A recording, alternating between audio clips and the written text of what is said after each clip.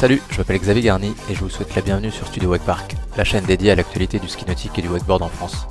Aujourd'hui, on se retrouve pour un nouvel épisode de After Sesh, la série de podcasts où on donne la parole à ces personnalités passionnées et passionnantes qui agissent au quotidien pour le développement de notre sport. Je vous souhaite de passer un bon moment en notre compagnie et je vous rappelle que vous pouvez nous retrouver sur Twitch, YouTube et Instagram. Et pour ce nouvel épisode du podcast, j'ai le plaisir d'accueillir Agathe Jani Petex, la fondatrice de Pool Wakepark.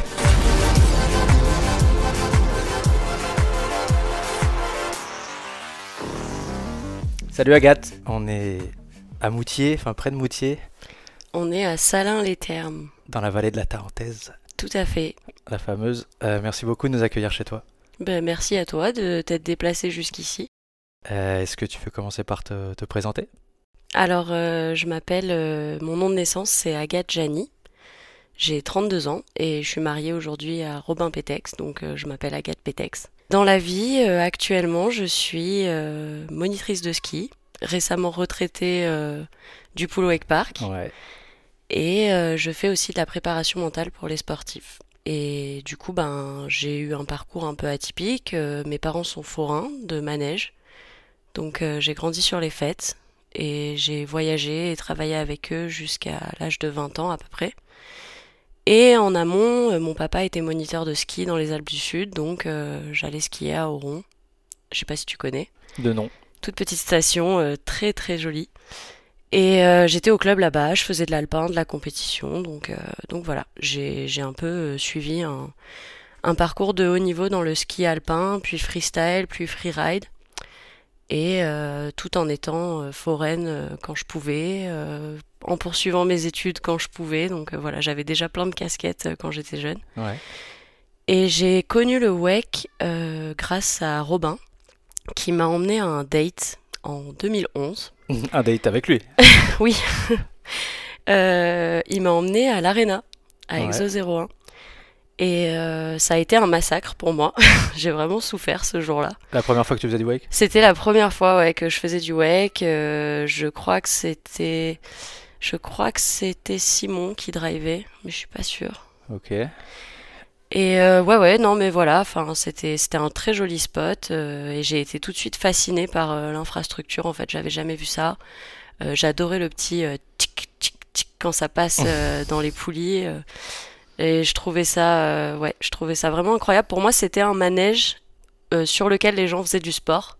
Ah oui, toi Et qui venais du manège. voilà. Ouais, Et en ok. fait, ça combinait vraiment les deux choses que j'aimais dans ma vie. Et je me suis dit, c'est ça que je veux faire, quoi. J'ai tout de suite eu un déclic.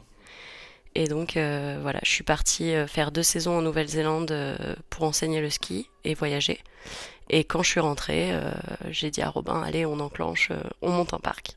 Donc, attends, donc ça, tu découvres l'Arena en quelle année? 2011. 2011, ok. Après, tu te fais un petit road trip en Ouais. Nouvelle-Zélande. Ouais, c'était prévu depuis longtemps et du coup je suis partie là-bas et ça a été une super expérience de voyage, de travail, de rencontre. Et quand je suis rentrée, je me suis dit bon, j'ai donc pas terminé ma licence, j'ai arrêté à ma 2e année en fait de communication. Je veux pas être foraine, mais j'ai quand même énormément de respect pour cette profession et ça m'a appris plein de choses. Il faut que je trouve quelque chose qui me captive et en fait j'avais envie d'entreprendre, de créer quelque chose et du coup pour moi le téléski nautique c'était vraiment ça que je voulais faire. Attends, parle-nous quand même un petit peu de ton histoire de foraine. Jusqu'à 20 ans, c'est ça, avec tes parents, Ouais, tout à fait. t'avais déjà l'habitude de faire des road trips et de... Oui, en fait je suis née, chez les forains tu nais là où est la fête au moment où tu nais donc moi je suis née à Nice le 20 juin 1990 et en fait j'ai tourné sur les fêtes avec mes parents. On faisait 7 fêtes par an. Ok. Donc tous les mois on changeait d'école parce que ma maman elle se battait bec et ongle pour qu'on puisse quand même aller à l'école. Donc on était des fois 5 enfants de forains dans une classe pendant un mois puis hop on partait dans la suivante. Et l'après-midi, quand on finissait l'école, on allait dans les manèges parce que c'est un peu dans la culture, tu tiens avec tes parents, t'apprends à parler au micro, à encaisser les gens. Mhm. Alors bon, je sais qu'aujourd'hui c'est un peu controversé Ouais, tout ça, maintenant ça paraîtrait moins... mais en fait c'était vraiment la norme pour nous de rentrer d'aider nos parents et puis d'apprendre aussi l'entretien des manèges, la maintenance, voilà. Donc on faisait tout ça, on vivait en communauté. Et finalement, on était un peu en décalage avec les sédentaires. Mais moi, j'avais quand même ce contact avec les sédentaires de par mon papa, qui est moniteur de ski. On s'arrêtait 3 mois par an dans la station pour que je fasse du ski, pour que lui il enseigne. Et en fait, c'est une vie que, enfin, je connais personne qui a fait ça parce que les gens sont soit forains, soit Ouais, c'est saisonniers. ouf. C'est vrai que Et le finalement, mélange, nous, il on est était dingue. les deux, donc voilà. Ouais. Et donc, il t'a transmis les deux passions, quoi. À la fois Ouais, entreprendre et créer des attractions qui amènent du public, ouais. et aussi d'enseigner le ski alpin, puisque tu le fais toujours. Bah en fait, j'ai eu 2 parents formidables parce que ma mère voulait qu'on ait une éducation, donc elle a vraiment forcé pour qu'on aille à l'école. Ce qui n'est pas le cas de tous les enfants de forains, parce qu'il y en a beaucoup qui sont déscolarisés ou qui suivent des cours par correspondance assez tôt. Et nous, non, elle voulait vraiment qu'on ait voilà, à la fois un rapport au monde différent et qu'on aille à l'école. Donc on a été à l'école, enfin moi je suis allée jusqu'à l'université. Et mon papa, oui, il m'a transmis le ski, le fait de gérer sa vie, d'entreprendre des choses, de se battre pour ce qu'on aime. D'être multi-activité, d'entreprendre plein de trucs en même temps. Ouais, en tout cas, de savoir s'adapter et saisir les opportunités qui se présentent. Ouais, stylé. Ça, c'est donc 2011, tu dis. Ouais, 2011, on était à l'Arena. En 2013, je suis de retour. C'est le moment où on se met réellement en couple avec Robin aussi, Ok. parce que c'était un peu officieux avant. Et du coup, ben, en 2013, on commence à prospecter, à chercher un lac, un plan d'eau. Ouais. On est allé voir plein de gens. Au départ, on cherchait dans le sud de la France. Là, Euh, vous étiez basé où à ce moment-là? Lui était en Haute-Savoie et moi j'étais avec mes parents du coup de retour sur les fêtes. Donc à ce moment-là précis, j'étais à Gassin, à côté de Saint-Tropez, Ok. à Azur Park. Toi, t'étais Voilà. plus dans le sud et lui, il était plus quand même. Ouais, Ouais, ça ouais, bien. ouais. Donc on avait une relation à distance et lui il venait me voir régulièrement parce qu'on avait pour projet de monter un full size dans le sud de la France, ce qui n'a pas du tout été le cas finalement. Donc on est allé prospecter pas mal d'endroits et on a essuyé beaucoup de refus. Et au bout d'un moment, Robin m'a dit bah viens, je t'emmène en Savoie dans un petit endroit que j'aimais bien où j'allais pêcher quand j'étais jeune. Il n'y a pas la place pour faire un full, mais on pourrait mettre un super bipoulis. En plus, bah entre-temps, on était partis tous les deux aux Philippines pour voir un peu justement le CWC. Ouais. On avait vu les 2 points là-bas, c'était hyper inspirant, le pool gap, ses grandes lignes et tout. Ça nous a vraiment donné des idées. Et donc, il m'a emmené à Fesson-sur-Isère, où j'étais jamais allée de ma vie. Ouais. Et puis, bon, bah, cet endroit est perdu. Il y a des chèvres qui pâturaient. Il y avait rien du tout. C'était la jungle. Et en fait, il y avait ce plan d'eau qui se prêtait parfaitement, qui faisait tout pile 300 mètres bout à bout. Et il y avait le 2 points de Cécitec qui était en prototype à ce moment-là, qui allait sortir, le HD. Ouais. Et donc, on a pris contact avec Canard. Oui, à l'époque, donc, Et Canard. voilà. Et c'est lui qui nous a le plus accompagnés dans la poursuite de ce projet-là. Waouh. Alors, comment ça commence? Vous découvrez le spot et alors pourquoi Pool Wake Park? Comment vous réussissez à convaincre le maire? Comment ça s'est fait tout ça? En fait, il s'est passé tellement de choses d'un coup. Quand on a décidé d'aller visiter tous ces plans d'eau, on a en même temps donc pris contact avec plein de wake parks qu'on est allé visiter, à qui on a dit voilà, on veut comprendre comment ça fonctionne, tout ça. On est allé en regarder pas mal. Moi, j'ai travaillé au TNA pendant une saison. En même temps, on a regardé un peu les formalités administratives, les empreintes. On a rencontré Canard à la Cano, qui nous a accueillis comme un vrai canard, à sa façon. Donc en nous testant au départ pour vérifier qu'on n'était pas des pimpins. Et Ouais. puis quand il a compris qu'on avait vraiment un beau projet, il a décidé de nous accompagner. En plus, à ce moment-là, c'était dans son intérêt parce qu'il était commercial chez Cécitec. Donc c'est lui qui nous a vendu la machine. Mais ça a été un vrai, un vrai mentor parce qu'il nous a amené cette culture wake qu'on n'avait pas finalement. Même si on venait de sport freestyle, nous on connaissait pas, enfin on vient pas du wakeboard, on n'a pas grandi dans ce monde-là. Donc il a amené son histoire, sa culture, sa passion. et toute la logistique de comment bien faire un wake park, comment bien faire des modules maison, comment bien monter. Et ça a été une aide précieuse tout au long de ce déroulement-là. Et en même temps, on est aussi allé voir la mairie de Fesson, où le maire était en place depuis, je crois, une trentaine d'années, Ouais. dans un petit village de, je crois qu'il y a 3000 habitants. Et il a accueilli ce projet, il nous a dit c'est super, il y a enfin des jeunes qui veulent faire quelque chose dans ma commune, Ouais. parce qu'il y avait rien quoi, et il était ravi. Donc il a aussi été, voilà, souvent on a tendance à parler des administrés comme de gens qui peuvent avoir tendance à nous mettre des bâtons dans les roues, mais là faut le dire, le maire de Fesson, François Dunant, il a été très présent dans ce projet, il a été très facilitant. Il nous a beaucoup encouragés et on a eu pendant le début des travaux en 2016, du coup juste avant notre ouverture, notre permis d'aménager a été annulé alors qu'on avait déjà commencé les travaux. Ok. Bon, c'était pour des broutilles administratives, hein, c'était rien de très grave, mais en tout cas à ce moment-là, lui il a pris contact avec le préfet, il a engagé sa responsabilité pour nous permettre d'ouvrir en temps et en heure, ça a vraiment été un petit bijou. Ouais. On a toujours été, enfin on a eu beaucoup de chance, je trouve, parce qu'on a toujours été entouré de personnes très bienveillantes. Le maire rêvé pour tous les porteurs de projets de téléski nautique, quoi. Ouais, c'est vrai. Bah, félicitations en tout cas, parce que c'est vrai que vous avez réussi à créer un sacré petit coin de paradis là-bas, à Fesson-sur-Isère. Du coup, alors peut-être fais juste un point tout de suite sur. Maintenant, tu disais ex-propriétaire Mhm. de Poolweg Park. Explique-nous qu'est-ce qui s'est passé là tout récemment. Alors nous, depuis, ça faisait 2 ans environ qu'on avait acté le fait qu'on voulait pas passer notre vie dans ce projet.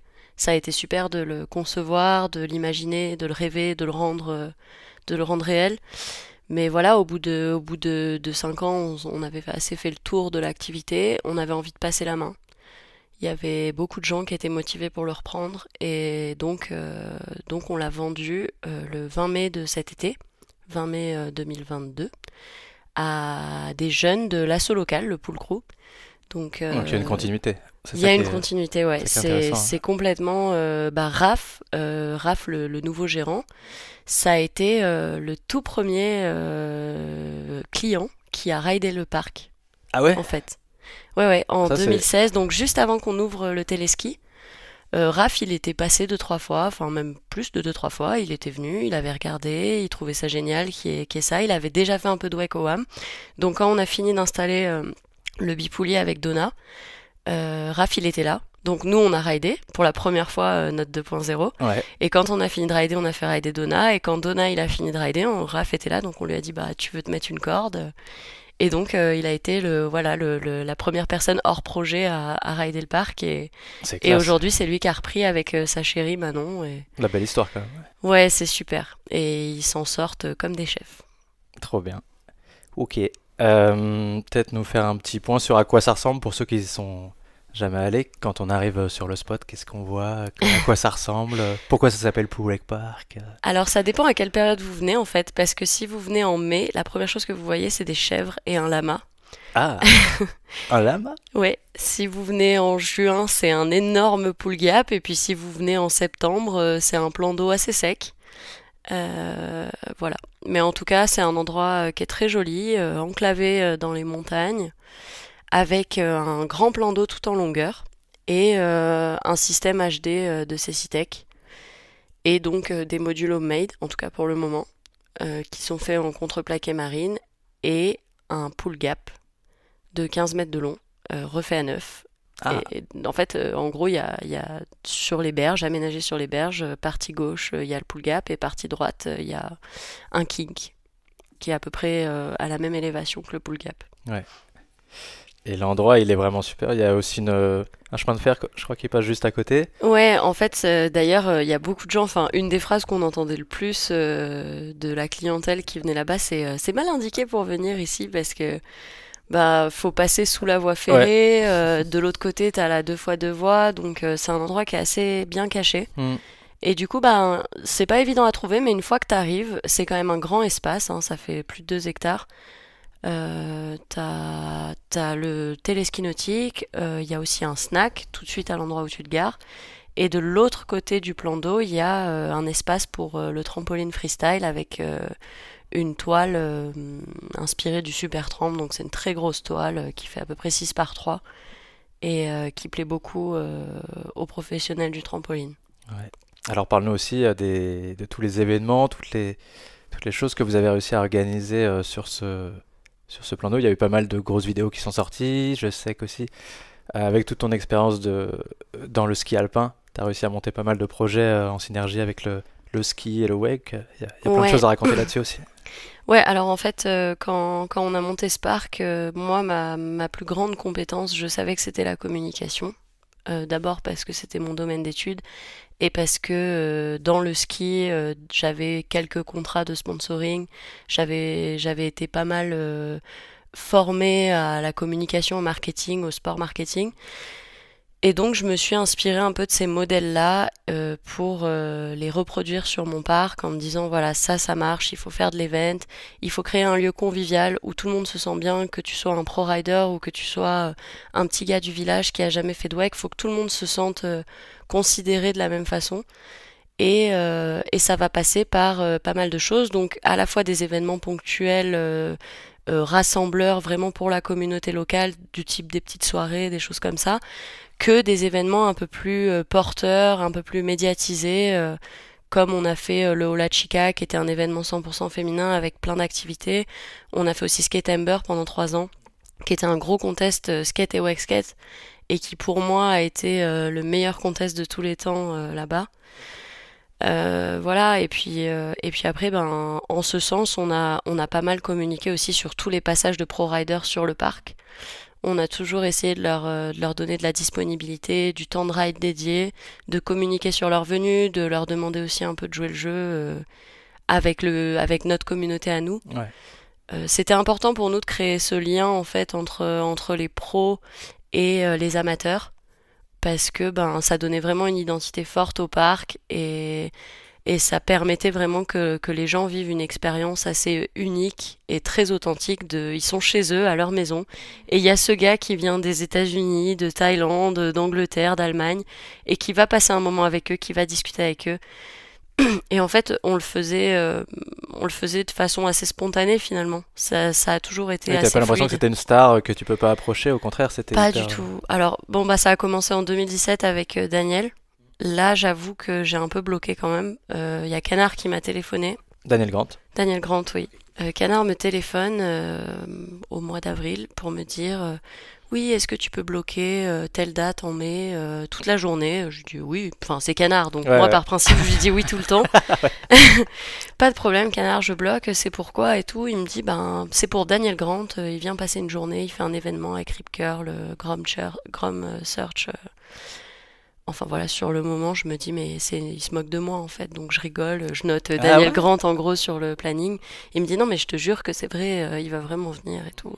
Et puis dans la foulée, j'ai le papa de Daniel qui m'envoie un message pour me dire, Daniel arrive, tout ça, tout ça. Et voilà, pour moi, Daniel, je l'avais vu une fois en démo au TNA, je l'avais vu dans beaucoup de vidéos, c'était un peu l'athlète ultime à ce Ouais, moment-là. ouais, ouais.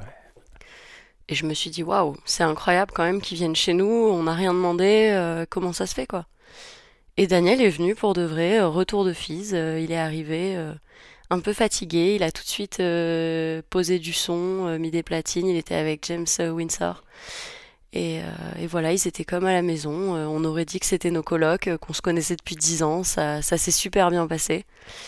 Et à ce moment-là, bah, il y avait les jeunes du coin qui étaient là. On était justement en train de tourner un petit film sur un jeune du coin qui était un skateur semi-professionnel qui était en train d'apprendre le wake skate. Ok. On a intégré du coup Daniel Grant à la vidéo de ce gars, comme si Daniel était le guest en fait de la Ok, ouais, vidéo stylé. de skate et de wake skate d'un débutant. Et c'était très drôle. On a passé des super moments avec Daniel et ça a enclenché un truc parce que ça nous a donné une visibilité à l'inter. Et en plus, ça a vraiment montré un peu cet état d'esprit qu'on avait au Pool Wake Park. Ben voilà, je pense, l'hospitalité qui a toujours été un peu au cœur de nos priorités.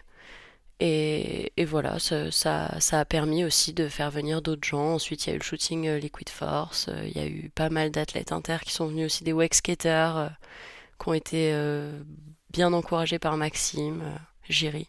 Ouais. Donc voilà, il s'est passé toutes ces choses et c'était des moments incroyables. Mais finalement, on a aussi passé des moments incroyables avec des gens de tous les jours, des gens qui sont venus faire du wake 1 fois, 3 fois, 10 fois, qui venaient du coin, pas du coin, qui étaient en vacances, qui étaient en van. J'ai l'impression que tous les jours là-bas, c'était une colonie de vacances. C'est bon ça. C'est vrai que l'ambiance sur le spot, elle est. Oui, t'as aussi le skatepark, enfin Ouais, les la rampes rampe de derrière. skate, ouais. L'ambiance, J'ai elle est oublié trop de le cool. Ouais. dire. Et les poules qui passent et tout, les chèvres, c'est vrai que Et nos petites poules, c'est ouais. incroyable. Il est magnifique l'endroit. Ils ont de la chance, les Raffet et sa copine. Ils sont au top. Euh, ok, donc on va peut-être revenir un petit peu en arrière. Tu disais que déjà, tu avais pas mal de projets aussi de développer un peu la communauté Wake, avec notamment une association. Ouais. Alors à ce moment-là, en fait, en 2014, donc j'ai travaillé au TNA. Le manager de l'époque, c'était Laurent Périchou. Et Laurent nous avait aidé un peu à créer une association qui s'appelait Wake Up, qu'on a créée de façon officieuse en 2014 et de façon officielle en 2016. Et pendant 3 ans, via Wake Up, on a eu un club qui s'appelait la Kids Academy, de jeunes qui faisaient du câble et du bateau et qu'on entraînait. Enfin, moi à ce moment-là, j'avais pas encore mon BP, donc je les entraînais pas. J'étais plutôt dans l'administratif de l'asso et dans l'organisation, quoi. Et du coup, c'était Vincent Marentier, Martin Villette, Davina Beruben qui coachaient les enfants. Et on avait des partenariats avec des bases de bateaux à Annecy et le WAM, le TNS, le pool. Et donc, il y avait un planning sur l'année. Les enfants s'inscrivaient aux sessions qu'ils voulaient. Et on avait en moyenne une quinzaine de gamins inscrits par saison. Et on leur permettait de se déplacer et de s'entraîner sur les différents parcs et Trop sur bien. les bases de bateaux. De quel âge à peu près ils avaient? Et ben, c'est ça qui était fou, c'est qu'il y avait des enfants qui avaient de 7 à 14 ans, quoi. Ouais, enfin, l'âge parfait quoi, pour Ouais, commencer et tout, c'est ouais, trop ouais. bien. Et donc, quand Daniel est venu en 2017 faire The Grom Search, tous les enfants de la Kids Academy sont venus au pool rider avec Daniel. Ouah, Ça a été une super expérience. C'est là aussi qu'on a revu Loïc, qu'on n'avait pas revu depuis le TNA. Il est revenu sur cet événement. Et ouais, il y a eu plein d'enfants qui aujourd'hui font des trucs super. Il y avait Lucas Flao, il y avait les frères Leleu, qui aujourd'hui sont des professionnels en snowboard. j'ai vu qu'aujourd'hui même, il vient de prendre une Achille, médaille d'or Achille a pris une médaille aux d'or, Jeux ouais. de la jeunesse. Tout à C'est fait. énorme. Ouais, je suis très contente pour lui. Ouah, c'est trop cool. Ça fait longtemps que j'ai pas entendu parler de lui, mais ça me fait toujours plaisir d'entendre des bonnes nouvelles Ah comme ouais, ça. c'est classe. Gros potentiel, ça veut dire ça va aller loin. Ouais, Trop bien. je pense. Ok, donc on revient sur Wake Up. Effectivement, il y a plein de jeunes. Tu arrives à organiser tout ça. Donc là, tu. Bah là, je suis à la fois au Pool Wake Park. Ok. Donc Ouais. déjà multi-casquette au Pool Wake Oui, parce que Park. tu pilotes déjà toute la journée. Je pilote. Bon, bah heureusement, il y a Robin. Puis en 2017, je crois qu'on avait déjà un salarié. Mais du coup, ouais, on est à la fois au snack, au pilotage, aux ressources humaines, à la compta. On fait tout. Et en plus, il y a Wake Up, donc pour lequel je fais l'administratif. La plupart du temps, c'est Vince le coach, mais comme il y a énormément de gamins, c'est difficile pour lui à gérer, donc je suis souvent en binôme avec lui sur les sessions, au moins pour sécuriser le groupe. Et donc, ben, en général, mes journées, c'est... Je pars à 7 heures, je vais sur le parc de l'entraînement du jour, de 8 heures à 10. Ensuite, je reviens au pool, j'ouvre le pool. Pendant ce temps-là, Rob, il est en train de faire les courses à métro, il revient en courant. Voilà, c'était sport. On n'arrêtait jamais, jamais, jamais. On dormait très peu. Tu veux dire à tenir sur la distance, c'est quand même pas évident. Ouais, bah en fait, si t'as qu'une asso, ou si t'es que gérant d'un wake park, ou si t'es Ouais, que... enfin, c'est toujours... ça va. c'est une Mais activité. quand tu fais tout à la fois, c'est un peu... Ouais, c'est très prenant. Je pense que c'est aussi quelque chose qu'on aime bien tous les deux, hein. On a besoin de ça, finalement. On aime bien être dans le mouvement. Mais voilà, il faut trouver un équilibre là-dedans, il faut arriver à se donner des temps de récup, à se les imposer, Ouais. parce que sinon, au bout d'un moment, t'exploses en plein vol. C'est ça parce que finalement, vous, votre soupape de l'été, c'était peut-être l'hiver, même si l'hiver Ouais, c'est complètement.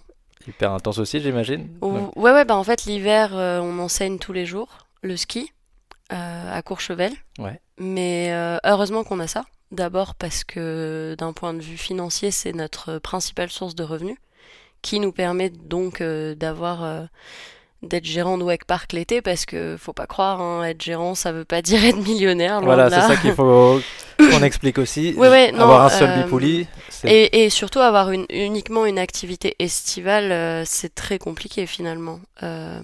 Nous, en tout cas, au pool, on avait pris ce parti de pas se rémunérer, parce que Ok. justement, on avait nos revenus de l'hiver qui nous suffisaient sur une année, on va dire. Ouais. Donc c'est comme ça qu'on a pu faire tourner la machine. On se payait pas, et tous les bénéfices de l'année, on les réinjectait dans le développement. Donc on recommençait à construire, à aménager, à faire beau. Il y avait énormément d'entretien parce que tout était fait maison, tout était construit par nous. Et Rob est un petit génie de la maintenance et de l'entretien. Il a toujours eu des super idées pour développer le spot. Donc voilà, ça on a pu le faire parce qu'on était moniteur de ski l'hiver. Ouais. On va pas se mentir. Je sais pas si on aurait pu le faire en se versant des salaires. Donc on avait la chance d'avoir ce diplôme dans le ski en plus qui nous offrait ce confort-là. Ouais. Et donc là, on est en janvier. J'imagine que tu as travaillé toute la journée, tu as Ouais. enseigné aujourd'hui. Alors pas aujourd'hui, non. Aujourd'hui je suis allée skier parce Ah, que tu tombes à pic. Tu es pile au milieu de mes 5 jours de repos consécutifs que je prends toujours en janvier. Parce qu'en fait on a la période de Noël qui traîne un peu en longueur. ouais. Donc moi j'ai travaillé de Noël jusqu'au 20 janvier, 22 janvier, je sais plus. Et là en fait j'ai pris 5 jours parce qu'ensuite ça Février, rattaque ouais. février et c'est non-stop jusqu'à mi-mars. J'imagine.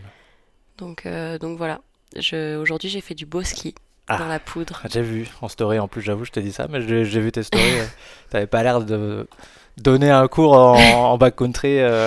Non, bah ça arrive des fois, mais là c'était plutôt mon binôme qui me donnait un cours Stylé. aujourd'hui. Ok, et oui, je dis ça, mais j'ai vu aussi que tu étais encore suivi par des sponsors en ski, notamment Rossignol, c'est ça?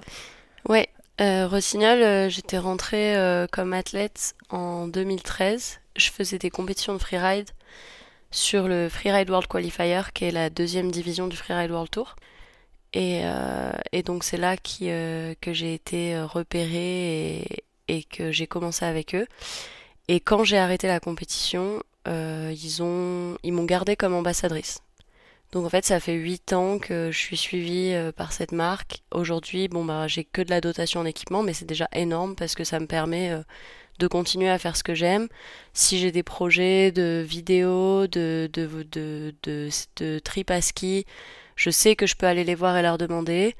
Et en contrepartie, ben, je donne aussi un peu de mon temps pour des événements en partenariat avec eux et des choses comme ça. Hmm. Ouais, belle marque aussi, Rossignol, c'est cool. Ouais, bah c'est une institution dans le ski français, donc je suis très contente Que ça perdure. ouais, de faire partie de cette maison-là. Je sais pas s'il y a vraiment quelque chose de comparable dans le WEC, mais Rossignol dans le ski, c'est vraiment la marque référence pour toutes les catégories de ski finalement, parce qu'ils ont aussi bien le racing que le Ouais. freeride, que le ski de fond.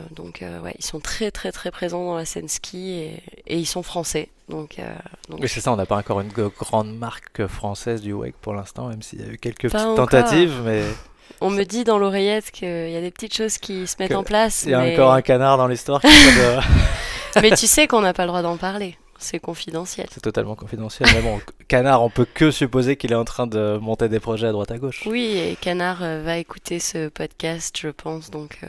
On a vu aussi qu'il était au salon en Allemagne et qu'il avait plein de projets, donc on doute pas On qu'il croit va... fort en toi, Canard. Lâche rien. Hmm. Sacré canard. On va aller le voir, on va aller enregistrer des podcasts aussi avec lui parce que il va falloir qu'on débriefe tout ça, Oh, toute l'histoire du wake et comment il en est arrivé à pouvoir donner des conseils comme ça aux gens qui veulent monter leur parc. ouais. C'est intéressant, c'est clair. Prévoyez du temps pour Canard parce qu'il va avoir beaucoup de choses à raconter, je pense. Ouais, c'est sûr. Mais bon, il faut le faire, ça va être hyper intéressant. Sacré canard. Ok, peut-être sur Pool Wake Park, si nous parler quand même des petits événements dont tu as parlé tout à l'heure, comme l'événement pour les filles, le Ola Chica. Mhm. Ça, d'où vient l'idée, comment t'organises, comment ça marche Alors le Hola Chica, d'où me vient l'idée? Moi j'ai toujours été très corporate avec les filles. Euh, je trouve, enfin c'est pas du tout, exclusif, hein. J'aime aussi beaucoup collaborer avec les garçons, mais je trouve qu'il y a vraiment quelque chose de d'hyper stimulant dans le fait de travailler avec des filles. Il y a une émulation, il y a quelque chose de particulier qui se met en place. Et donc, d'ailleurs, ma première connexion au WEC, en fait, c'était même pas le date avec Robin. Quand j'y pense, c'était le Ride and Miss. Ouh, Donc c'est une vieille asso ouais. qui vient du WEC, hein, qui coachait, qui faisait des WEC camps pour les filles. Mhm. Et moi, à cette époque, je faisais du ski freestyle. Donc le Ride and Miss m'avait contacté parce qu'ils ont commencé à faire des camps en mode hiver. Et Ah, j'avais coaché sur ces événements pour les filles. Je pense que c'est vraiment à ce moment-là, donc là, je sais pas, c'était en 2010-2011, que j'ai eu le déclic où je me suis dit, voilà, j'ai vraiment envie d'aller voir ce que c'est de ça. faire perdurer ces événements au féminin parce que c'est super que ça existe, ça rend le sport tellement accessible à des nanas qui oseraient pas forcément se lancer sur un événement mixte. Donc voilà, il faut que ça perdure. Et du coup, j'ai toujours été un peu présente dans des événements au féminin, soit dans l'organisation, dans l'encadrement. Et au pool, j'avais envie de faire mon événement.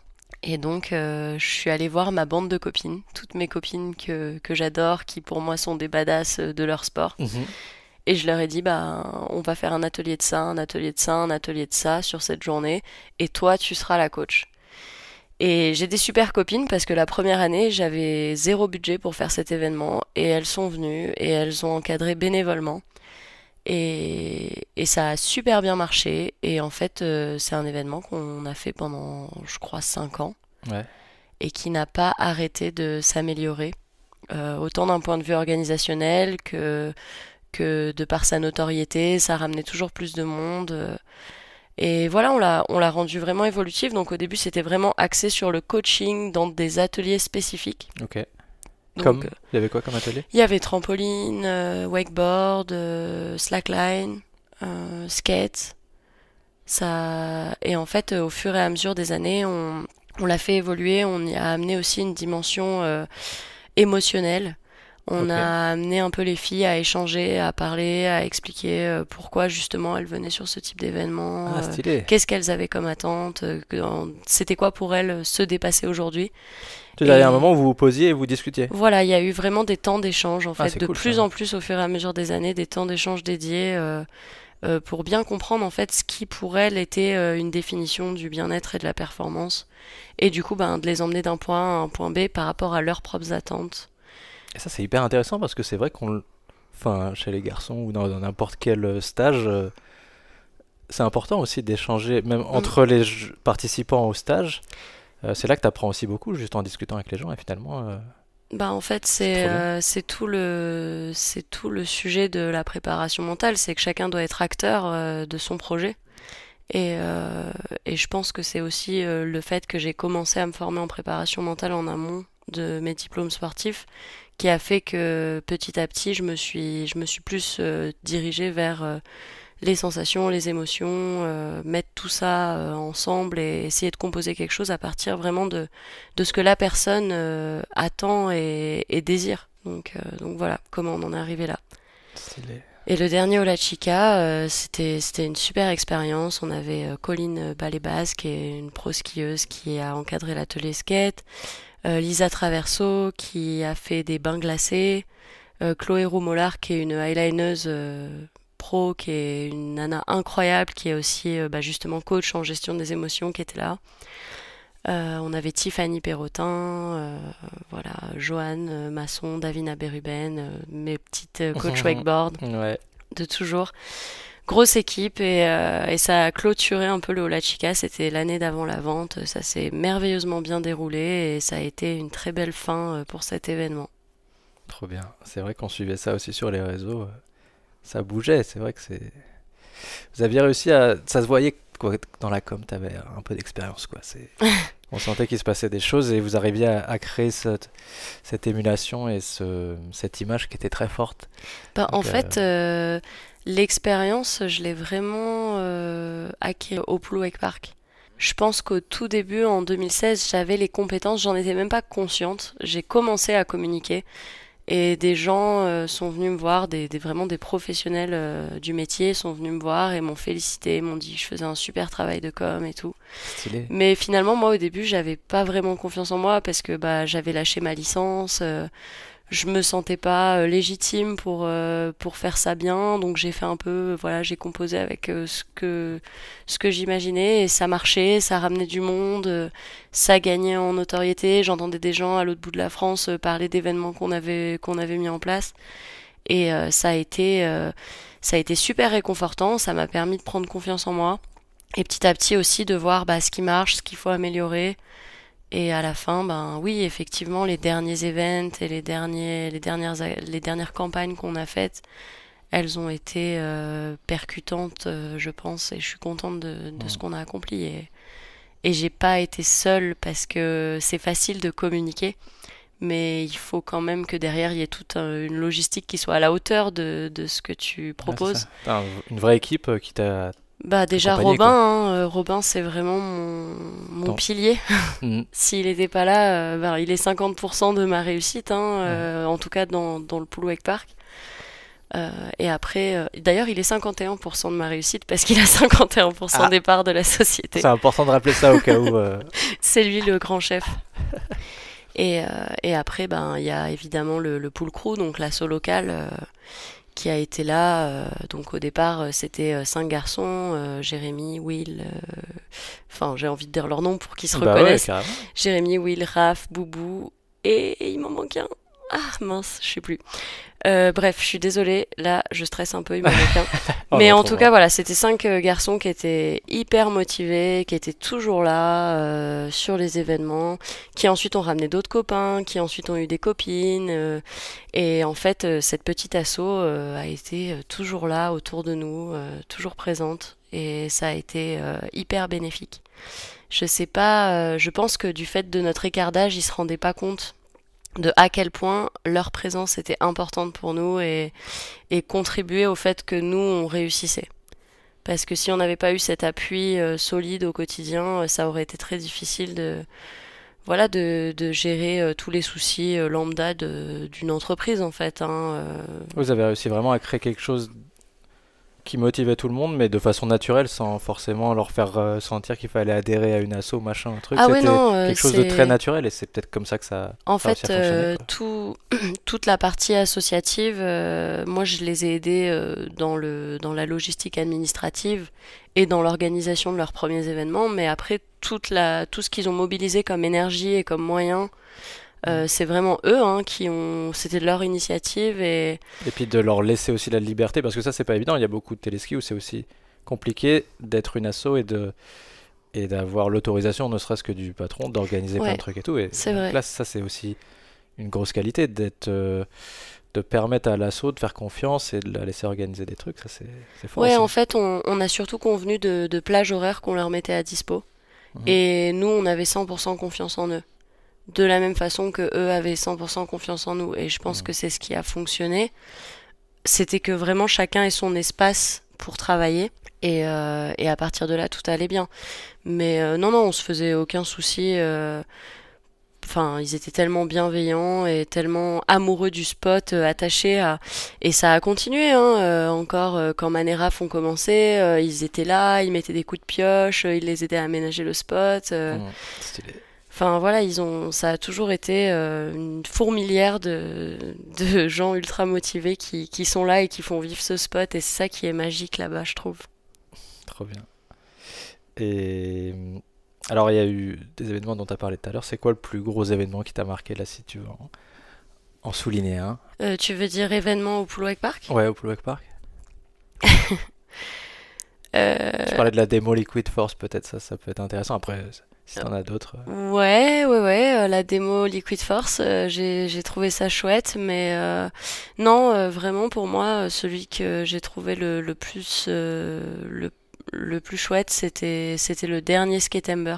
Donc c'était en 2018, contest de skate avec des grosses têtes d'affiche du skate, Damien Ruby notamment qui est très très bon en rampe. Ludo Mendes qui aujourd'hui est chez Vans. Voilà, on a des gros skateurs qui sont venus. C'était Kevin Deschamps, le speaker du skate, qui est aussi un skateur professionnel, qui est aussi photographe pour Sugar. Ok.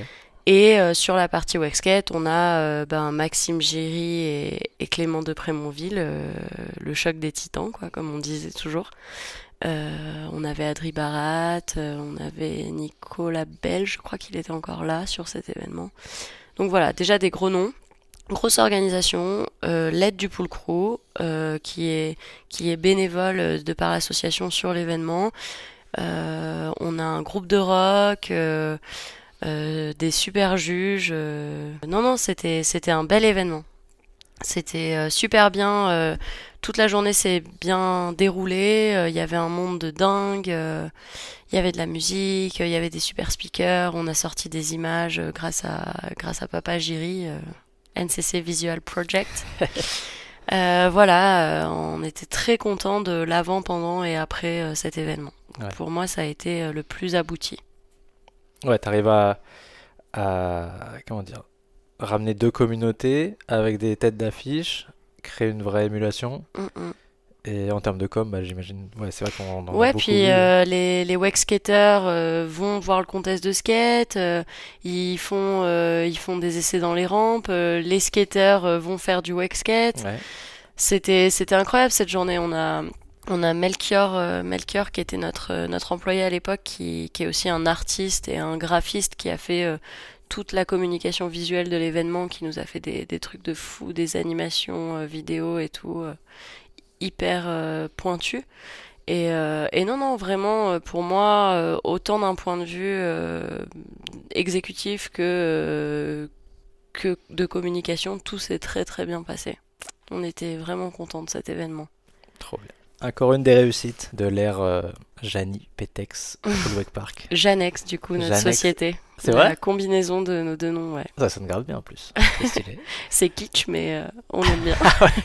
Ouais, je vois bien le logo rose des années 80, un Bah, peu stylé là. Tous nos copains nous appellent les Janex. Stylé.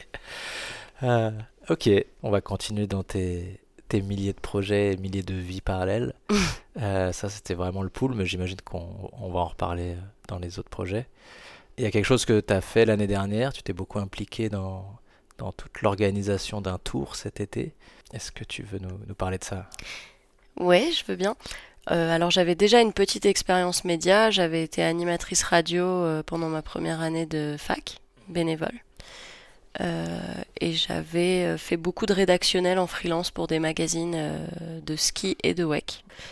Donc en fait, Reynald Tani m'a contacté en février l'année dernière pour me proposer de manager le Handle Tour de l'été dernier.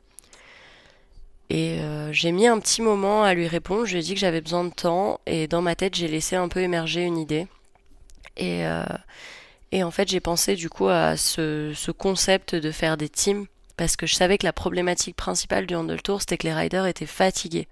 C'était dur pour eux d'assumer un mois de tournée. Alors, on rappelle comment ça fonctionne. Ouais, alors c'est une tournée d'une 30aine de jours, où chaque jour tu changes de parc, et chaque jour tu dois faire des démos, tu dois être au contact du public, tu dois être hyper disponible.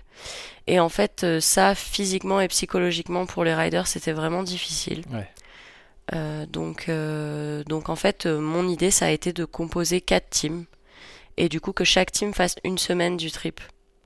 Et de cette façon, on était sûr que les gars allaient être présents vraiment pendant les 7 jours, surtout que sur les 7 jours, il y en avait 2 où ils étaient en repos. Donc ils avaient des temps de récup qui étaient dédiés, et ils avaient chacun un capitaine.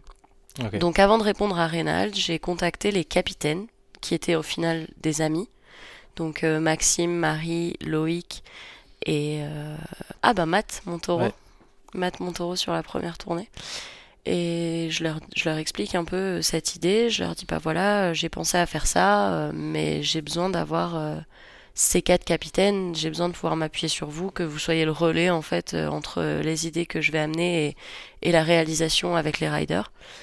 Et ils ont tous accepté. Et donc j'ai pu dire à Reynald, c'est parti, on y va. Et j'ai aussi fait appel à Robin, encore une fois, pour m'assister dans la logistique. Il fallait conduire le camping-car et préparer les repas. parce que je savais que ça aussi c'était un autre problème du tour. Les riders qui étaient déjà fatigués, ils avaient pas envie de manger des pâtes au thon tous les soirs, ils avaient besoin de voilà d'un suivi un peu nutritionnel adapté. Donc on leur a vraiment confectionné des repas qui leur amenaient l'apport énergétique dont ils avaient besoin pour être présents pendant tout le trip. C'est cool. Oui, bah, c'est vrai qu'on a la vision un peu road trip, à la rock'n'roll et tout, mais si on veut faire évoluer le sport, il faut aussi prendre en compte que effectivement c'est des vrais athlètes Ouais, et que s'ils veulent être au top pendant 7 jours d'affilée, il faut prendre soin bien de leur sûr. corps et de... Voilà, moi après je l'ai vraiment abordé en les considérant comme des athlètes. Je pense que c'est la base. Eux ont besoin et envie d'être considérés comme des athlètes, donc c'est ce qu'on a fait. Autant au point de vue de la logistique et de la nutrition que dans les attentes qu'on avait d'eux. On leur a demandé pas mal de choses. C'était très timé, hein, nos arrivées sur les parcs. Il y avait un temps de coaching, un temps de démo, un temps de dédicace. Et du coup, la partie coaching, on voulait vraiment qu'ils créent cet échange avec les gens du parc, qu'il y ait des doublettes, qu'ils soient au ponton, qu'ils les encouragent, qu'ils leur filent des cadeaux pour les récompenser. Donc voilà, il y avait un peu tous ces aspects-là mélangés. Et je dois dire que ils ont très très très bien joué le jeu. Ouais, Ils ont été super. Et finalement, je trouve que dans le wakeboard câble, attention, je prends des risques. vas-y. Je trouve que dans le wakeboard câble, il y a un peu ce côté punk à chien qui dure depuis des Ouais, ouais, ouais. années hein, dans la culture du wake. Et c'est bien qu'il y ait un côté rock'n'roll. Il faut qu'il existe, il faut qu'il soit là, il faut qu'il y ait du corps dans le wakeboard. Mais je pense que aussi que pour les athlètes qui veulent en vivre, Ouais, qui ouais. veulent avoir des carrières, il va vraiment falloir commencer à professionnaliser à tous les niveaux et à collaborer. Et moi, c'est un peu la patte que j'ai essayé d'amener dans le Handle Tour. J'ai eu beaucoup de temps d'échange avec les gérants, enfin en tout cas autant que j'ai pu, avec les gérants de câble, avec les riders. Ils étaient briefés avant, pendant, après. Voilà, c'était très très très réglé. On a eu une grosse planification avant de commencer.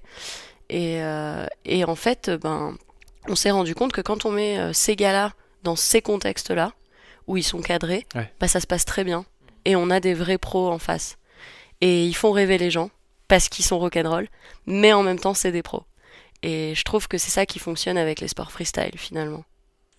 Stylé, trop bien. Franchement, c'est félicitations parce que c'est vrai que, comme tu dis, c'est important qu'il y ait ce côté rock'n'roll, mais si on veut développer le truc, il va falloir amener ce côté professionnel et même ne serait-ce que pour aller chercher des marques, pour aller chercher des sponsors, ça fait partie du côté sérieux, quoi. Et Bien sûr, ouais.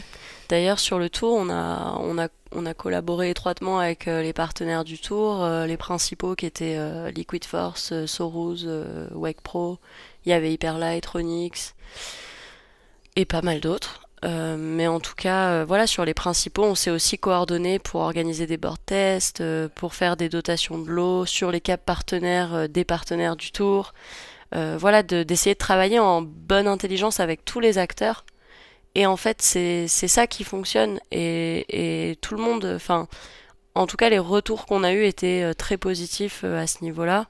que ce soit des Euh, riders, des ouais, spectateurs et bien sûr. des gérants, quoi. Ouais, ouais, franchement, je trouve que, enfin, moi, je suis vraiment contente. J'ai des super souvenirs. Ça a été une très belle expérience. Et les riders nous ont fait des bons retours. Alors, je pense qu'ils étaient sincères. Les gérants de câble nous ont aussi fait des très bons retours.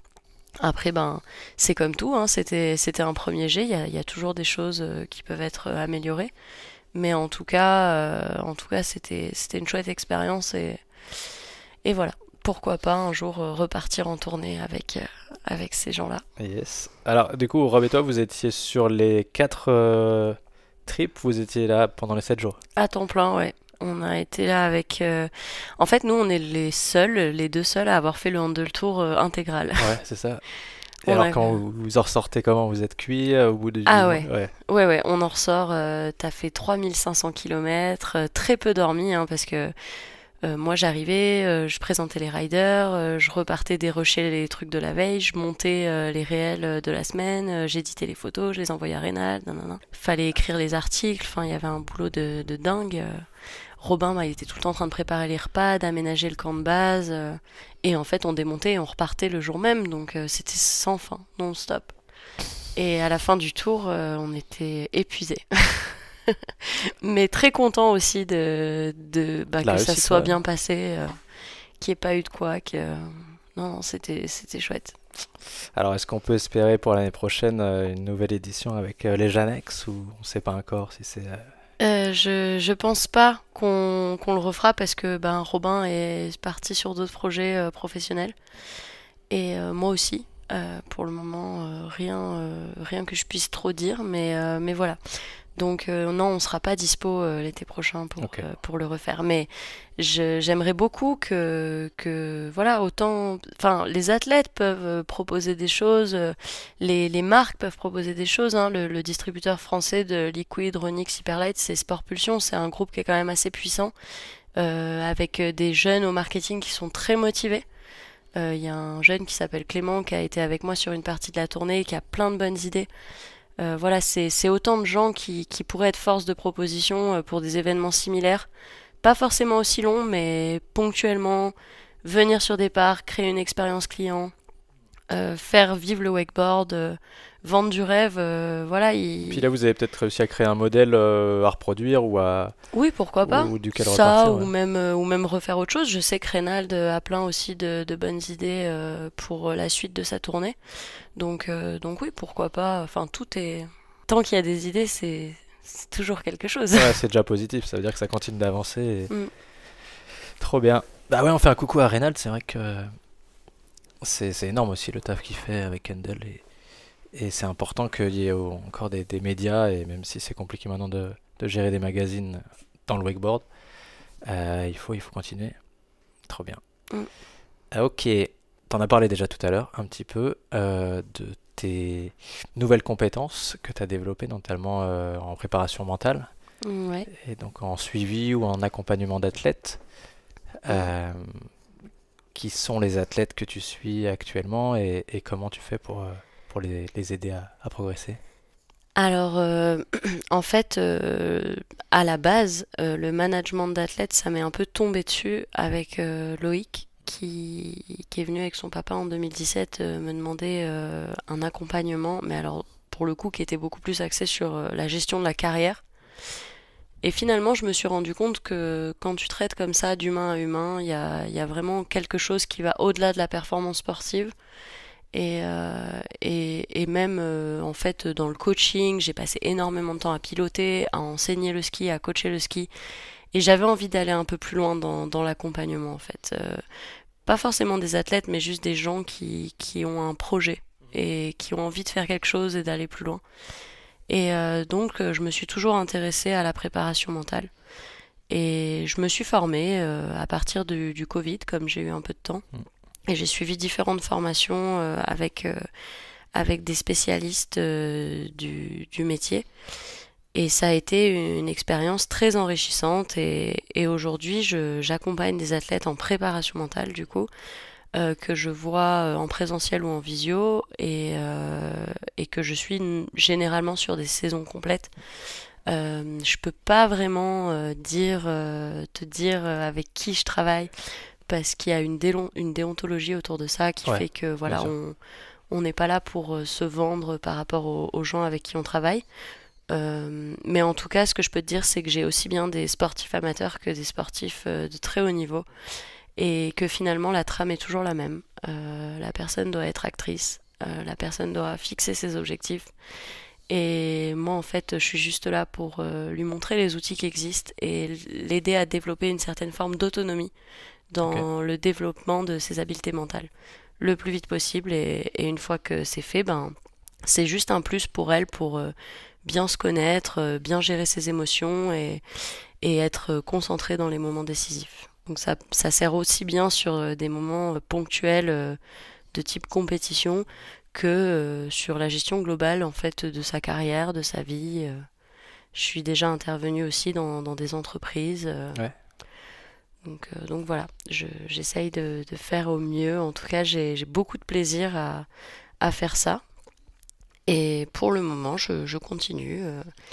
Et mes projets professionnels à venir sont un peu en lien avec ça, mais pour le moment, je peux pas trop Ça marche.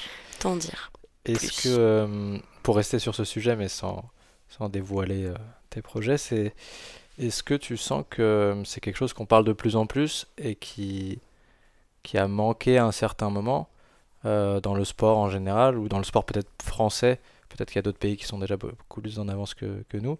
Mm. Quelle vision tu as là-dessus? Est-ce que tu sens que maintenant ça se Alors, développe et que ça arrive fort et qu'il faut continuer? moi, quand je faisais du ski alpin, assez tardivement, juste avant que j'arrête, j'ai été suivie par une préparatrice mentale qui était engagée par le club pour accompagner les enfants. Ça a été mon premier contact avec tout un panel d'outils que je ne connaissais pas. L'imagerie, les routines, les choses comme ça. Et en fait, j'ai trouvé que c'était vraiment... Enfin, je me suis dit, mais pourquoi on m'a pas montré ça avant, en fait? Ouais, une révélation quoi. Tu t'es dit, Maintenant que j'arrête la compétition en alpin, je me dis, waouh, si j'avais eu tout ça, ça aurait été tellement différent. Et, euh, et en fait, oui, je trouve que ça a manqué pendant très longtemps dans le sport français. Et même si, voilà, dans les sports co, le rugby, ils étaient un peu plus en avance que nous. Je sais que le cercle des nageurs de Marseille avait un préparateur mental, Thomas Samut, pendant des années, depuis déjà un petit bout de temps. Mais c'est vrai que ça met encore du temps aujourd'hui à être accepté dans les structures fédérales. ouais, On a trop tendance à penser qu'un psychologue suffit à l'accompagnement mental des sportifs, alors que le psychologue, il est là pour réparer des traumatismes, principalement, alors que le préparateur mental, il est là pour vraiment les préparer à ce qui arrive, à les amener dans le futur. Et c'est vraiment deux fonctions qui sont différentes, et j'espère que ça va se continuer à se démocratiser. En tout cas, ça va dans le bon sens.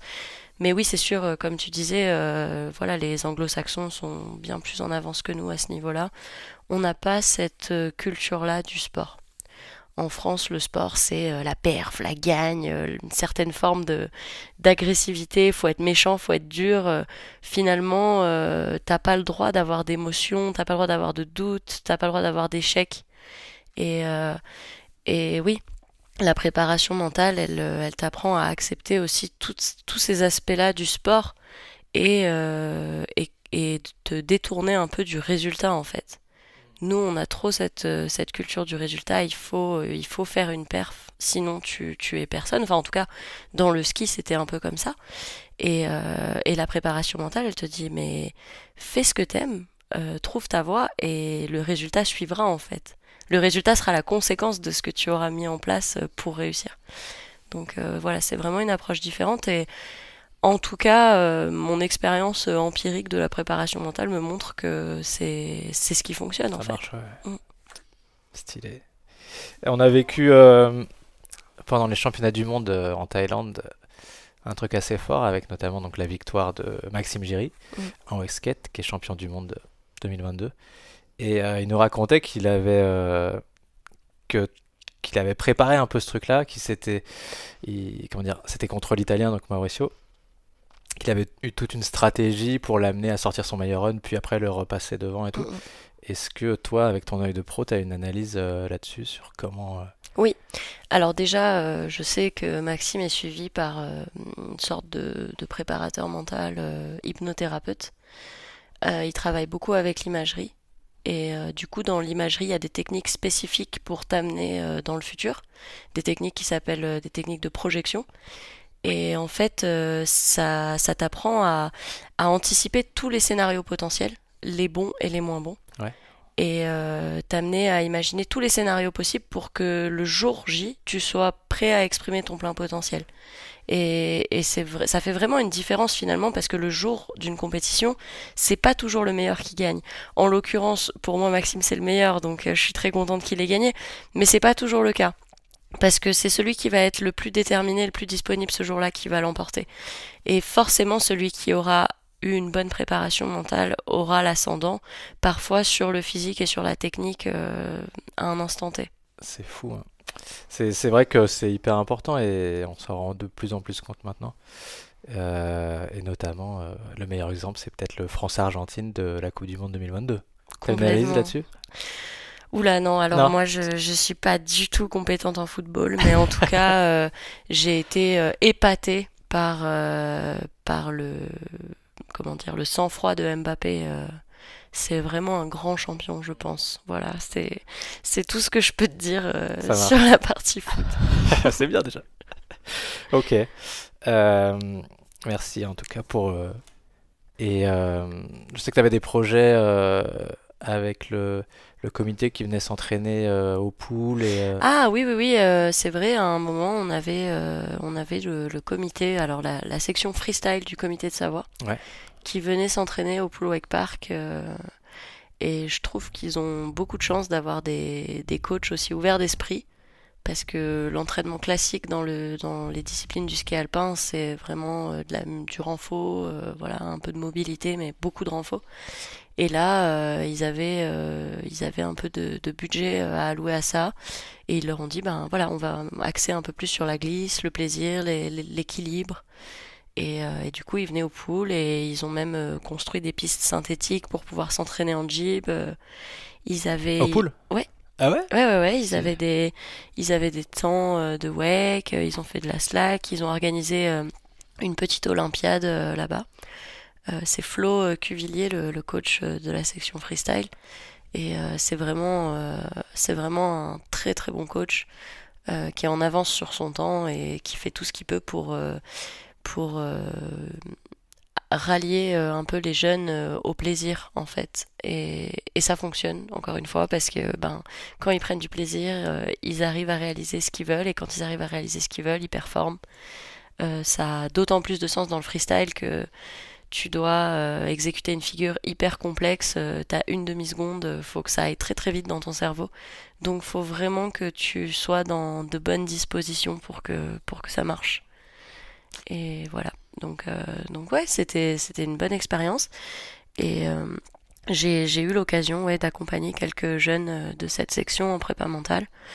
Et, euh, et je suis intervenue du coup au CNE, au centre d'entraînement, pour d'autres sections free ski, freestyle, euh, qui sont rattachées au comité de Savoie. Et le CNE, c'est le centre d'entraînement en fait des athlètes de la Fédération française de ski alpin, donc des disciplines alpines et freestyle, qui est basé à Albertville, donc à 10 minutes d'ici. Ouais. Et ouais, donc t'as pas mal collaboré avec eux. Est-ce que tu vois des choses à, à aller chercher chez toute la partie fédérale ski alpin, peut-être à reproduire dans le wakeboard? Est-ce qu'il y a des choses dont on pourrait s'inspirer pour développer un peu le ski nautique et le wakeboard? Ben finalement, ce qui est très intéressant quand tu regardes la fédé de ski alpin, ça fait pas si longtemps que ça que le snowboard a été intégré comme une discipline à part entière, avec des vraies équipes, des vrais moyens humains, matériels, financiers pour leur permettre de s'entraîner et de performer au plus haut niveau.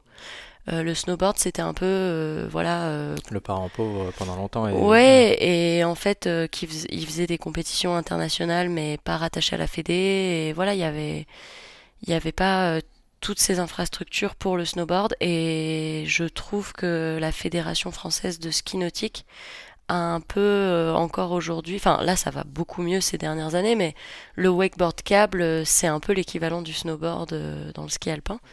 Et ce qu'on a pu observer, c'est que le fait d'ouvrir toutes ces infrastructures et toute cette logistique à des athlètes en snowboard, ça a vraiment permis bah, de- d'aider des jeunes à se développer, à aller au plus haut niveau, à ramener des médailles à la France. Et ça a été bénéfique pour la Fédération française de ski alpin. Je pense qu'aujourd'hui, ils sont très heureux d'avoir le snowboard. Et voilà, je pense que je suis très contente de la tournure que ça prend pour le wakeboard câble au niveau de la Fédération française de ski nautique. Et j'espère que ça continuera à avancer dans ce sens-là. Plus on est de fous, plus on rit, comme on dit. Donc, Ouais. continuons de mélanger les disciplines et les genres. Et voilà que ce sera que plus de jeunes qui pourront faire ce qu'ils aiment et représenter nos couleurs on a quand même une équipe de wakeboard câble qui est très très forte au niveau mondial. Et on a besoin qu'ils soient mis en avant, qu'ils soient soutenus et qu'ils soient vraiment considérés comme un sport à part entière, un sport composé d'athlètes et un sport qui va aller au plus haut niveau. Peut-être un jour sera olympique, je l'espère. Donc voilà, il faut y croire et il faut... Et qui a besoin des compétitions fédérales Bien sûr. et de tout ça, mais qui a aussi besoin d'aller chercher de l'argent et des sponsors, etc. Mm, mm. Et donc de participer aussi à la compétition, ce qu'on appelle des compétitions pro, mais qui ont peut-être plus d'audience et qui Ouais. sont soutenues par des grosses marques. C'est vrai que dans le ski alpin, la Fédération française de ski a un gros programme de mécénat qui permet du coup de créer une vraie enveloppe budgétaire pour subvenir aux besoins de toutes ces équipes. Et oui, peut-être qu'il y a un modèle à aller chercher à ce niveau-là. Peut-être que... C'est intéressant ça. C'est la Fédé qui va chercher des mécènes Ouais, tout à spéciaux fait. pour En fait, ils ont tout un listing de personnes ressources qui sont des mécènes. Alors, ça rassemble des grosses marques, mais aussi des personnes qui sont très fortunées et qui ont envie de soutenir la fédération. Et donc c'est la Fédé ou les équipes de France de ski? C'est la Fédé, mais en fait, la Fédé rassemble toutes les équipes de France. Donc la Fédé a mis en place je sais pas comment on peut appeler ça, une sorte de club privé de Ouais. mécènes qui ont des événements spécifiques, qui permettent de collecter des fonds. Stylé.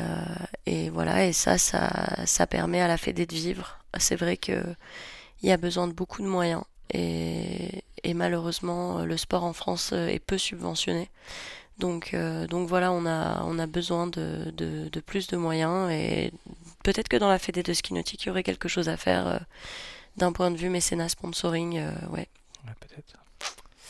Ok, on va peut-être revenir un petit peu sur Loïc, la façon dont tu l'accompagnes au niveau sponsoring. On en a parlé, mais peut-être qu'on est resté un petit peu... Ouais. Alors Loïc, je le connais depuis qu'il a 8 ans. J'étais au TNA le jour où il est venu faire sa première corde. Donc voilà, c'était un petit bout de chou, Ouais. très timide, qui venait du snowboard, qui avait déjà une glisse incroyable. Et après sa première heure de wake, Lolo Périchou a dit, je sais plus exactement mot pour mot ce qu'il a dit, mais il a dit quelque chose du genre, ce jeune, il faut pas le lâcher, il va faire quelque chose.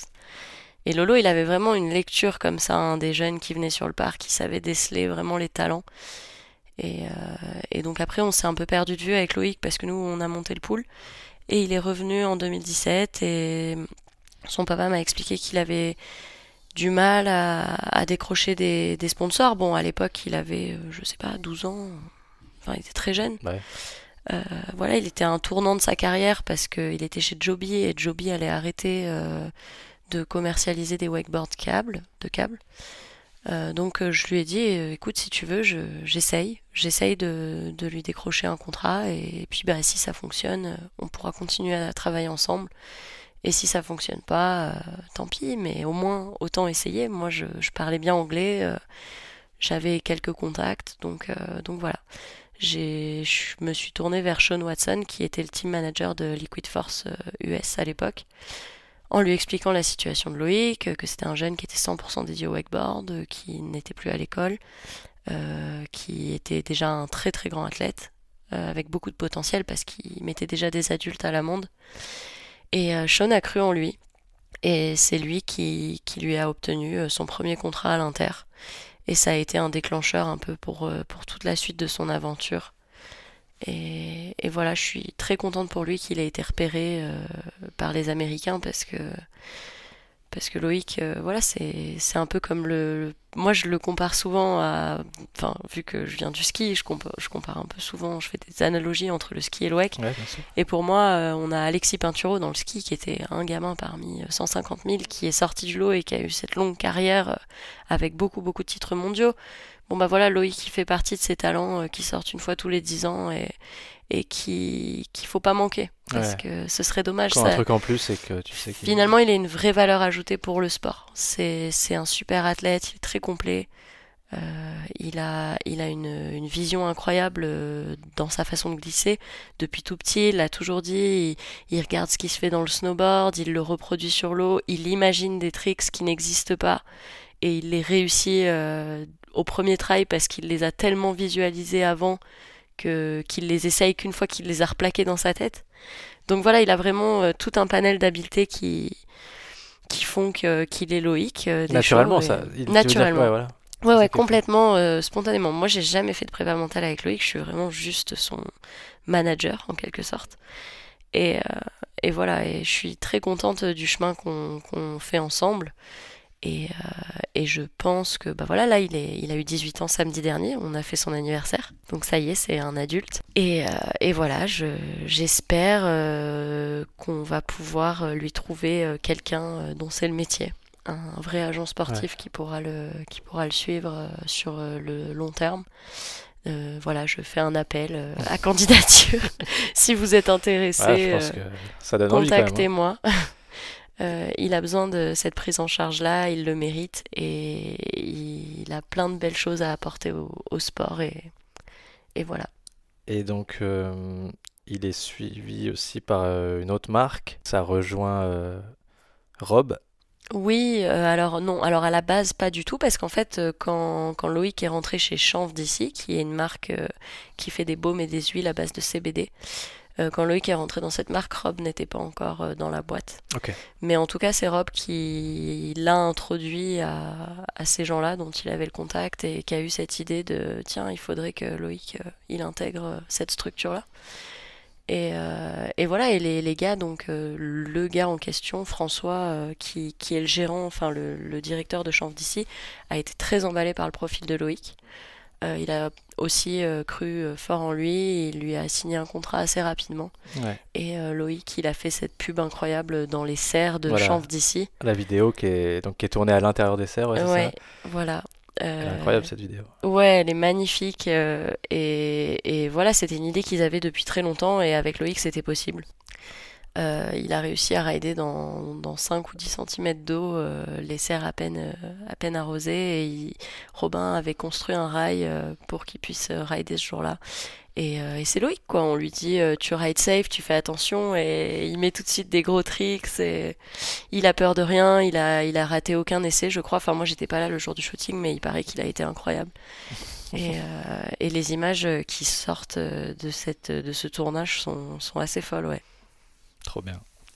Bah, bravo encore. Félicitations à toi, à ton mari, à Loïc, à tout le monde qui réussissent à faire avancer le sport. Il y a une certaine...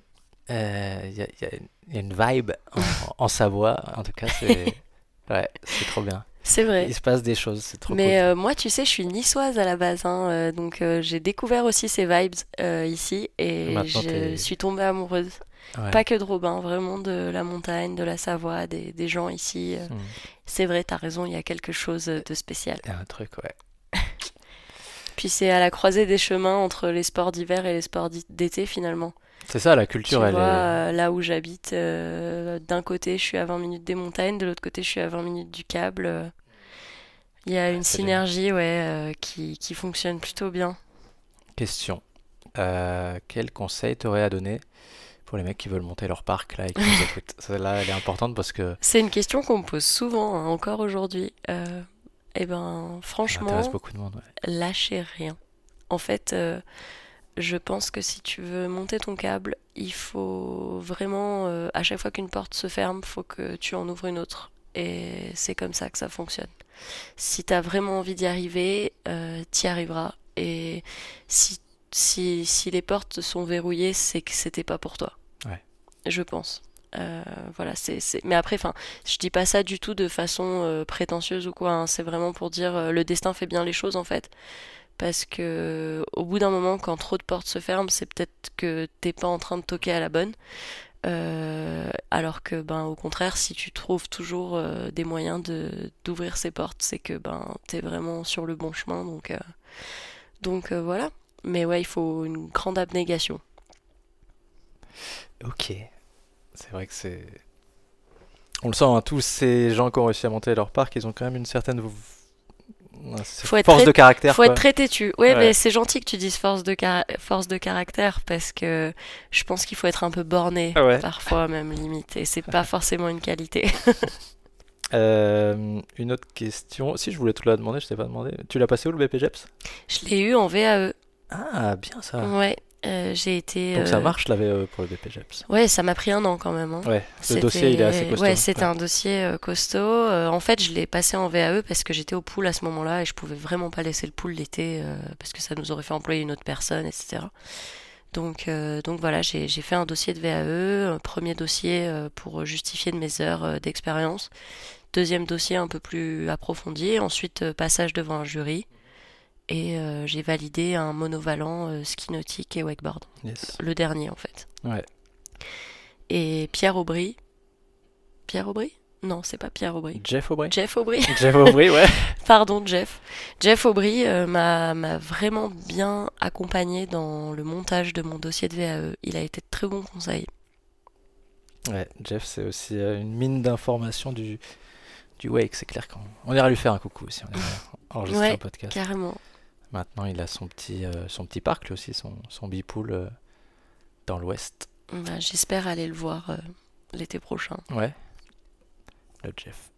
Ok. Ouais, j'aurais une dernière question, Agathe. Ce serait de connaître un peu ta vision pour le futur du wakeboard. Qu'est-ce que tu penses qu'il va se passer? Qu'est-ce qu'il faudrait faire pour que ça continue à se développer? Comment tu vois les 5 prochaines années là? Est-ce que ça sent bon ou est-ce que la crise énergétique va plomber le sport? Et, comment tu sens l'avenir là? Oh là là, c'est une question difficile. En fait, depuis que j'ai vendu le parc, je me considère plus comme faisant partie de ce monde-là. Ah. En fait, je suis une vieille maintenant. Et je laisse ce monde-là aux jeunes. Et je pense que tant qu'il y aura des jeunes qui seront motivés et qui auront la volonté de faire quelque chose, il se passera des choses.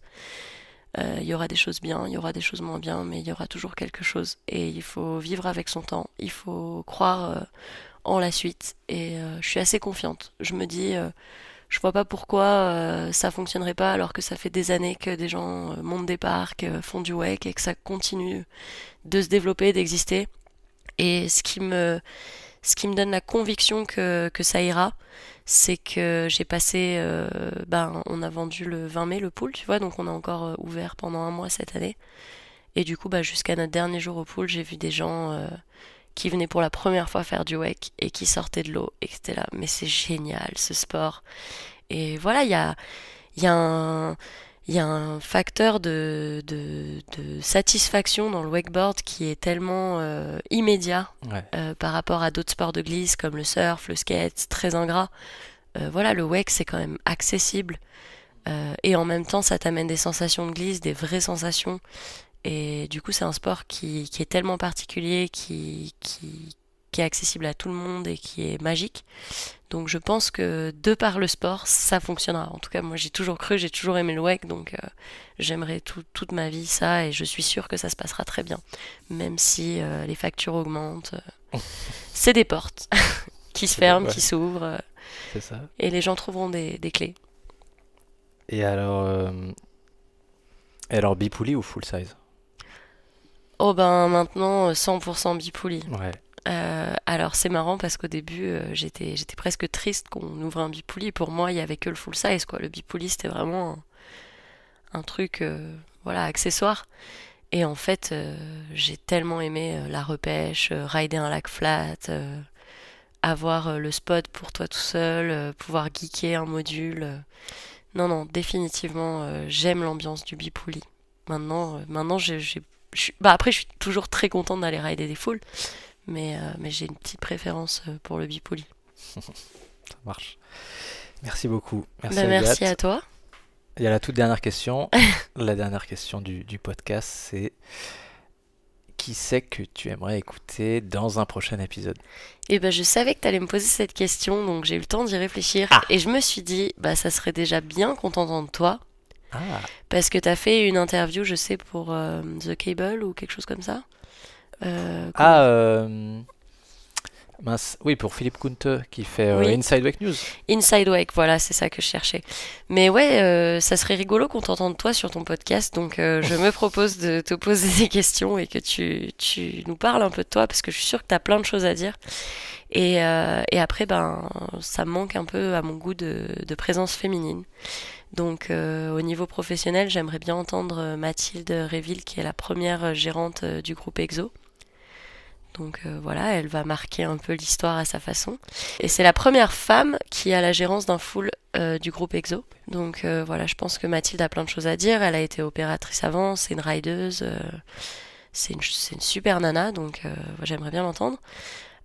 Peut-être Carole Marmonnier aussi. Voilà, moi c'est quelqu'un qui a été un peu aux prémices de quand j'ai connu le WEC et je suis sûre qu'elle a plein d'histoires à raconter. Sandrine Julliot, c'était mon inspiration, une grande athlète. Quand j'ai commencé et encore il y a 3 ans, elle est sur le podium des France alors qu'elle est maman et qu'elle fait des gâteaux.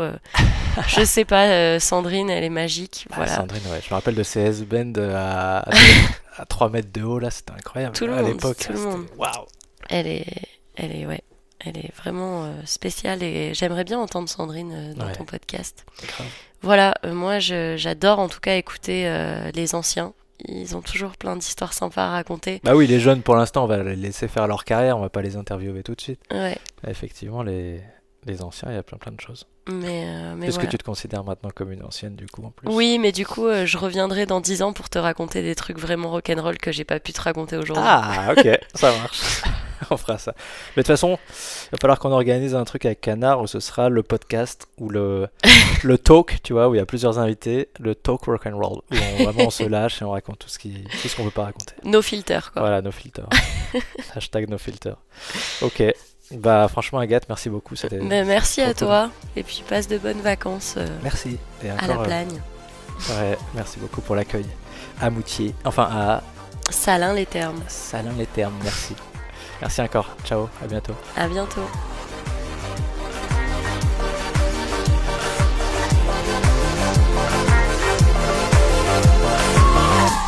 Voilà, cet épisode est maintenant terminé. Je vous remercie pour votre écoute et je vous rappelle que vous pouvez retrouver Studio Wack Park sur Instagram pour les coulisses, sur YouTube et aussi sur Twitch pour les événements en direct. Je vous dis à bientôt. Ciao!